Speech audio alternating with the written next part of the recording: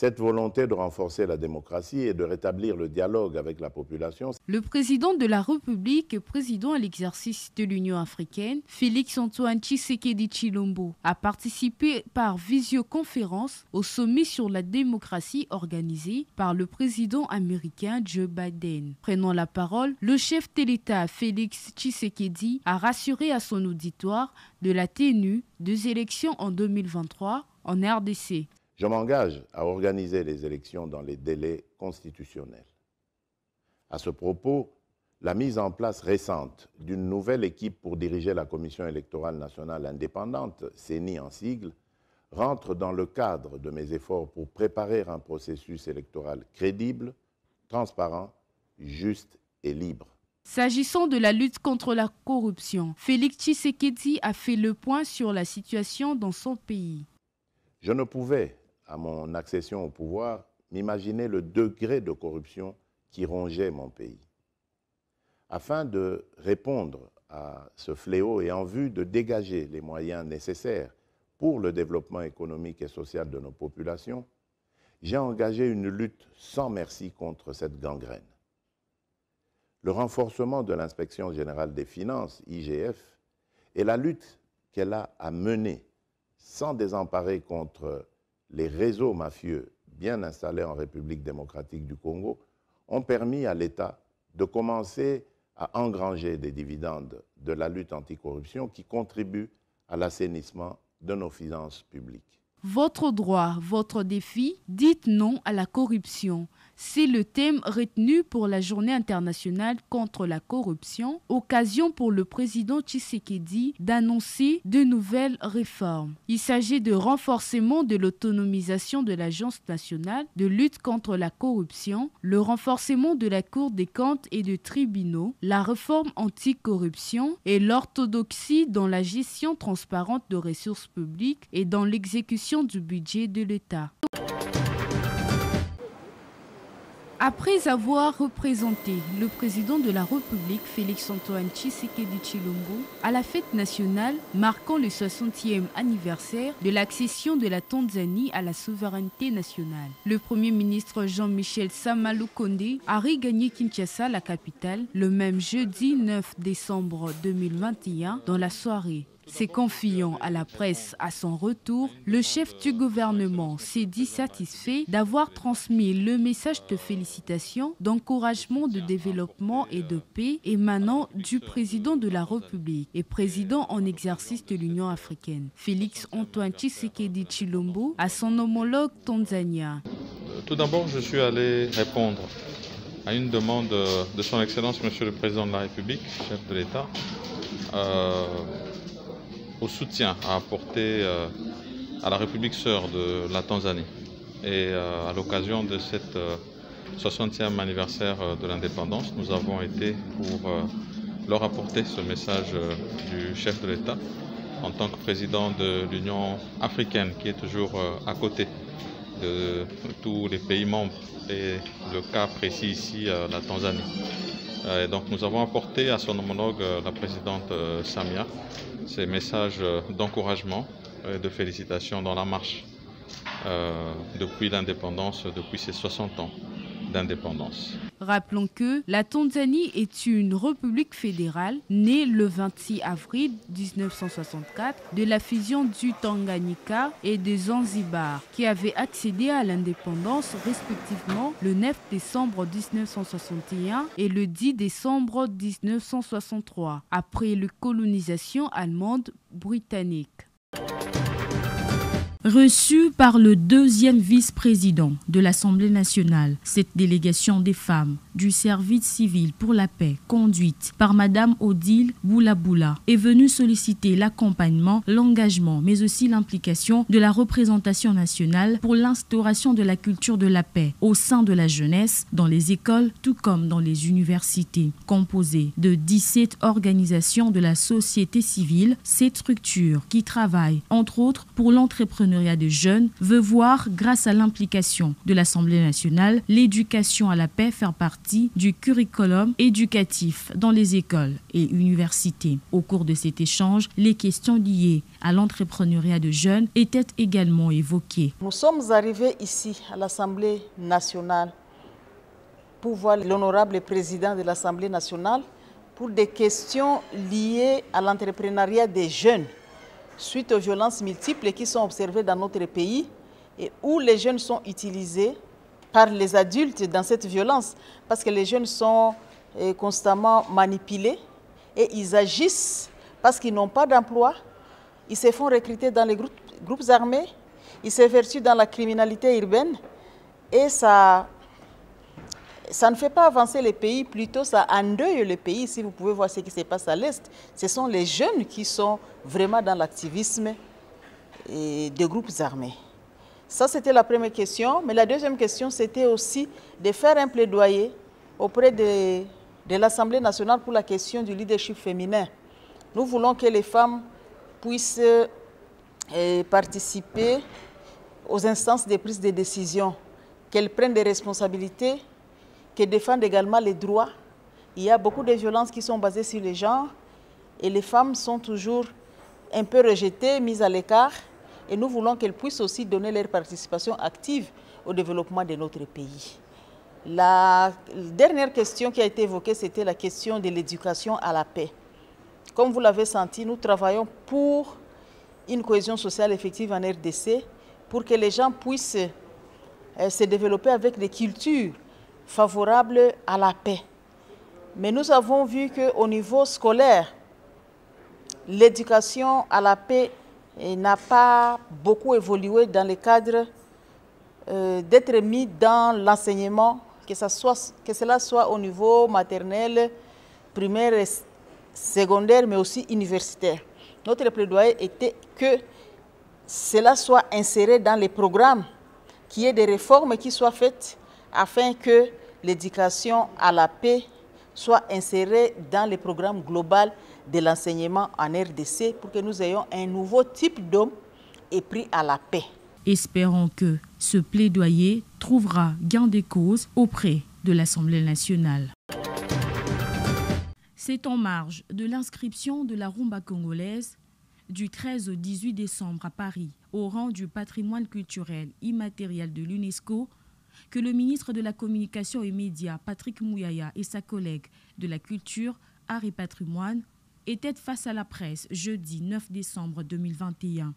Objectif, célébrer les efforts consentis dans le souci de voir la rumba congolaise devenir un vecteur de rayonnement culturel. Selon Catherine Foura, plusieurs actions ont dû être menées pour arriver à ce résultat probant, tout en remerciant le chef de l'État, le Premier ministre, ainsi que tous les acteurs stratégiques du secteur pour leur implication sans faille dans la promotion de la rumba. La ministre de la Culture, Art et Patrimoine a révélé que son ministère a mis un accent particulier sur la diplomatie culturelle, la réhabilitation de la culture, l'élaboration de la politique culturelle afin de pérenniser les efforts déjà entamés par ses prédécesseurs. En outre, Catherine Foura a révélé que le gouvernement a fait du site de Nsianfumo, dans le territoire de Moanda, au Congo central, route des esclaves congolais et site de mémoire, sa priorité.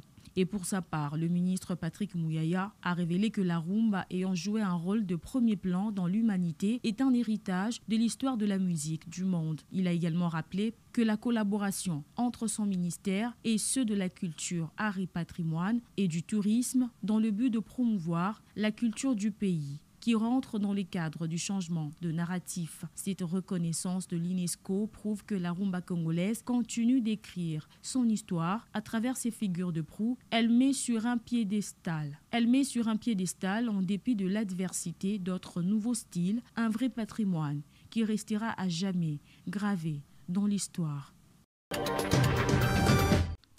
Au cœur de cet échange entre le ministre de l'EPST, le professeur Tony Mwabakazadi, et une délégation de l'Agence française de développement conduite par Bruno Aubert, ambassadeur de France accrédité en RDC, le projet pilote de construction d'un grand centre de formation des enseignants dans la province du Kasaï central.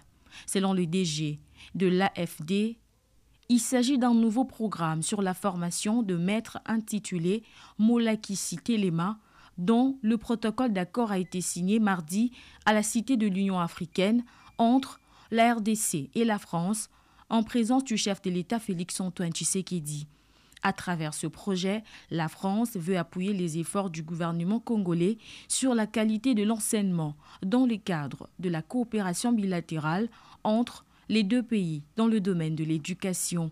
La délégation de l'AFD a fait savoir au ministre Tony Mwaba qu'elle compte même aller au-delà de ce projet, question de réitérer l'engagement de la France qui apporte un appui de 500 millions d'euros pour les 4 prochaines années, avec comme priorité nationale la gratuité de l'enseignement primaire. On est venu ce matin voir Monsieur le ministre avec l'ambassadeur, avec un honorable député français, Bruno Fuchs, voilà, pour poursuivre la discussion au-delà même de ce programme, puisque je suis venu en République démocratique du Congo indiquer un réengagement très fort de la coopération française, reflétant l'excellence de la relation bilatérale entre nos deux pays, 500 millions sur les 4 prochaines années, avec une part évidemment significative pour cette très grande priorité nationale, avec la gratuité de l'enseignement primaire pour le secteur de l'éducation.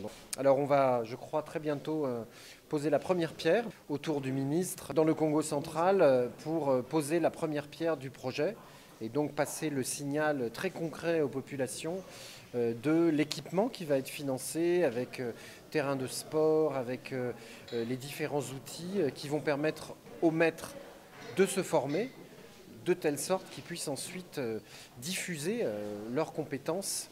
La question de la mise à la retraite des enseignants pour une nouvelle génération des enseignants bien formés et dynamiques était également évoquée lors de cette rencontre.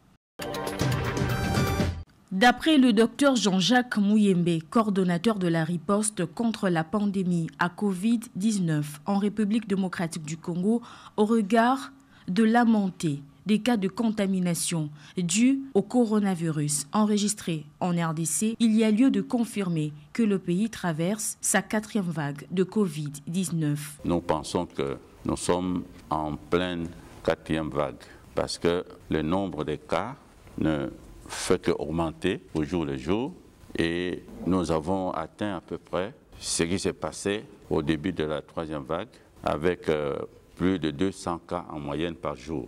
Et nous pensons qu'avec les menaces que nous avons actuellement de l'émergence de la souche Omicron, la situation va donc s'empirer. Et face à cette énième vague, le docteur Jean-Jacques Mouyembe appelle au respect de gestes barrières, aussi à la vaccination. D'abord, c'est le respect des gestes barrières. Le port des masques doit être obligatoire. Et le port des masques corrects, pas considérer les masques comme un ornement, n'est-ce pas, du menton, mais comme quelque chose qui protège et le nez et la bouche correctement. En plus de ça, il faut respecter la distanciation physique. Maintenant, il y a également une autre mesure qui pour moi est capitale, c'est la vaccination. C'est la vaccination, on n'a plus de doutes. S'exprimant au sujet du nouveau variant Omicron découvert en Afrique du Sud, le virologue congolais appelle la population à ne pas céder à la panique. La survenue donc du variant Omicron ne doit pas s'aimer la panique dans la population. Bien sûr, c'est un sujet qui nous concerne, mais je pense qu'il n'est pas juste de donner trop de valeur ou d'inquiétude à ces variants Omicron. Je n'étais pas d'accord avec ces mesures économiques qui donc mettent l'Afrique australe hors des circuits économiques mondiaux. Ça, c'est une grosse erreur et qui ne va pas résoudre le problème. Lors d'un point de presse animé ce jeudi, le Bureau régional pour l'Afrique de l'Organisation mondiale de la santé a signifié que le variant Omicron, qui touche davantage les pays de l'Afrique avec un nombre de cas bondi de 93% sur le continent, en une semaine seulement en Afrique du Sud, où il a été découvert, l'on note une baisse de cas d'hospitalisation. Néanmoins, l'OMS Afrique insiste sur la nécessité d'intensifier la vaccination sur les continents qui, en moyenne, restent très faibles.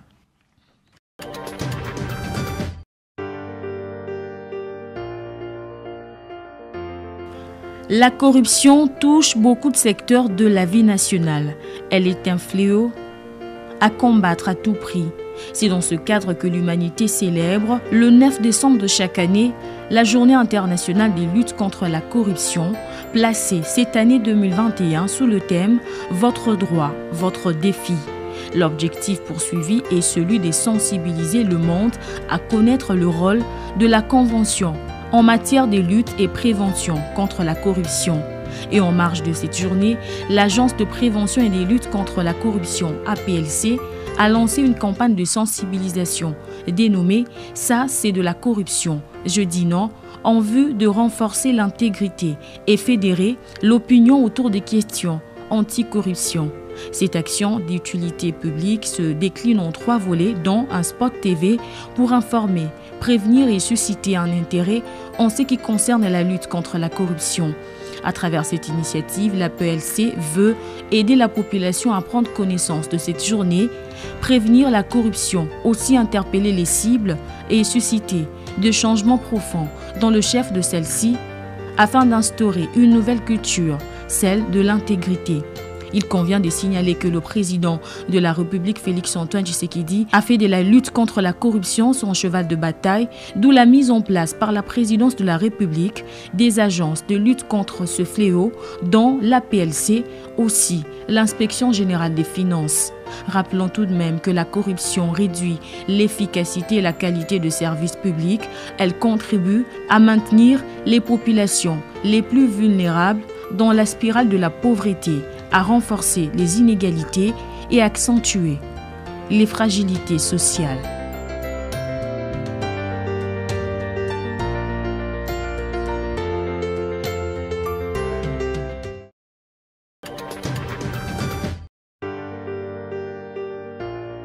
Initiée en 1948 par l'Assemblée générale des Nations unies, la Journée internationale des droits de l'homme est célébrée le 10 décembre de chaque année. En effet, la Déclaration universelle des droits de l'homme est un document fondateur qui a proclamé le droit inaliénable de chaque individu en tant qu'être humain sans distinction aucune, notamment de race, de couleur, de sexe, de langue, de religion, d'opinion politique ou de toute autre situation. Cette année, le thème s'articule autour de l'égalité, selon l'article 1er de Déclaration universelle des droits de l'homme qui stipule que tous les êtres humains naissent libres et égaux en dignité et en droit. Il faut dire que ce principe d'égalité et de non-discrimination sont au cœur des droits de l'homme. Il s'agit notamment d'examiner les formes de discrimination profondément ancrées touchant les populations les plus vulnérables des sociétés et de trouver des solutions à ce problème. Notons que la notion d'égalité fait partie intégrante